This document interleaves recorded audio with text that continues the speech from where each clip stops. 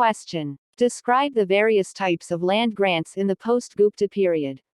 What was the nature of land ownership in this period? Answer. During the post-Gupta period in ancient India, circa 6th to 12th century CE, the system of land grants played a significant role in the socio-economic structure.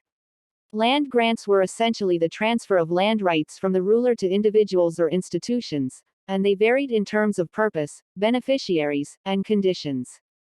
Here are some of the major types of land grants during that period. 1. Brahmadeya. These were grants made to Brahmins, the priestly class. Brahmadeya grants were typically given to encourage religious and ritualistic activities, such as the performance of Vedic rituals and maintenance of temples and religious institutions. 2. Agrahara. Agrahara grants were given to Brahmins for the establishment of settlements or villages. The Brahmins who received these grants were expected to carry out religious and educational functions, and they were exempted from paying certain taxes in return. 3. Devadana. Devadana grants were given to temples or religious institutions to support their functioning and maintenance.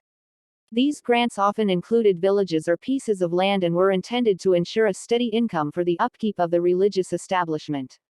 4. Matha and Vihara. Matha refers to a monastery or religious center, while Vihara refers to a Buddhist monastery. Land grants made to these institutions aim to provide support for the resident monks or nuns, as well as for educational and charitable activities. 5. Ghatika and Chaitya. Ghatika refers to a study center or educational institution, and Chaitya refers to a Buddhist shrine or stupa. Land grants to Ghatikas and Chaityas were made to support learning, education, and religious activities conducted in these places. The nature of land ownership during the post-Gupta period varied depending on the type of land grant. In general, land grants were not permanent transfers of ownership but rather granted the right to use and collect revenue from the land. The ruler remained the ultimate owner of the land, and the grantee enjoyed certain privileges and exemptions in return for specific obligations, such as performing religious or social duties, maintaining institutions, or providing services to the community. The grantee was typically responsible for the cultivation and administration of the land, including the collection of revenue.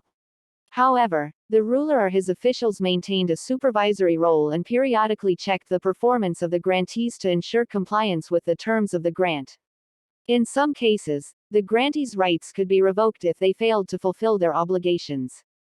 It's worth noting that the nature of land grants and land ownership varied across different regions and kingdoms during this period, and local customs and practices also influenced the specific conditions and terms associated with land grants.